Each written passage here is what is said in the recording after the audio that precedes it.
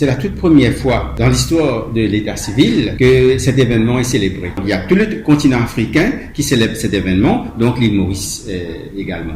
Il y a un slogan qui dit « l'État civil, from whom to tomb, you need civil status officer ». Vous n'êtes obligé de passeport nous, ou moi obligé de passeport nous, moi civil. Quand vous décédez aussi, vous obligé de passeport nous. Parce que pour les décès, automatiquement, vous avez chez nous pour gagner un burial certificate, bien permis crémation avec le ministère de la Santé. Le système est très bien réglementé, contrairement à d'autres pays. Il y en a des cas, il y en a 2 personnes qui utilisent même extrait de naissance. Ça a existé. C'est vraiment beaucoup de cas qui ne peuvent que c'est 24 un peu longtemps, ça, hein. Maintenant, cas ne peuvent que 50 ans, 60 ans. Nous, dans un contexte que beaucoup de personnes pratiquent lire, parfois par même les tromper, au lieu de quand grand garçon puis mort, il y a l'acte de naissance, ces 11 enfants-là, parce qu'il faut l'équiter, il pas connu. Malheureusement, hein, c'est dans un contexte qui est comme ça. Mais maintenant, avec l'informatisation, une marge d'erreur bien minime, très limitée. La législation, c'est existé depuis bien longtemps, mais seulement la loi cadre, la loi plus récente, c'est le Civil Status Act de 1981.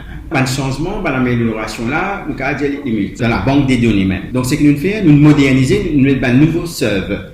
Là, récemment, nous gagnons un fonds avec le gouvernement, que nous gagnons 1 million pour ce budget, 16 millions pour le budget prochain, pour nous revoir complètement le CSD système, notre système informatique, notre banque de données, pour nous rendre plus performants, par exemple, pénaban loophole, pénaban manquement qui est capable d'arriver pour nous rendre plus fiable. Maintenant aussi, nous pouvons ouvrir un bureau de l'état civil qui est fermé. Par exemple, il y a Montagne Longue, il y a Old Grand Port, il y a donc New Grove qui bientôt pourrait ouvrir. Les autres bureaux qui pas bien situés, qui loin des bonnes habitations, nous pouvons reloquer les autres, nous pouvons ouvrir un bureau qui est beaucoup plus près avec la poste, plus proximité avec les autres services. Par exemple, FLAC nous donne One Stop Shop.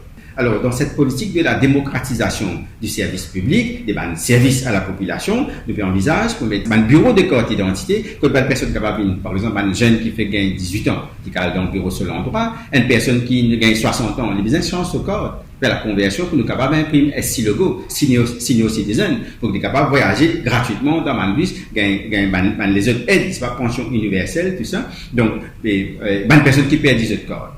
Donc, ça, si je vous avais fait les autres corps, à ce moment-là, au lieu que je vienne à Polu, à Rosil, c'est qu'à deux autres, nous mettons un bureau dans FLAC, hein, donc ce sera pour bientôt, FLAC, dans le nord, dans le sud, dans l'ouest, tout ça pour faciliter un petit peu cette démarche administrative-là. Donc, la bonne intention est là, donc, nous demandons à la population d'avoir un petit peu de patience.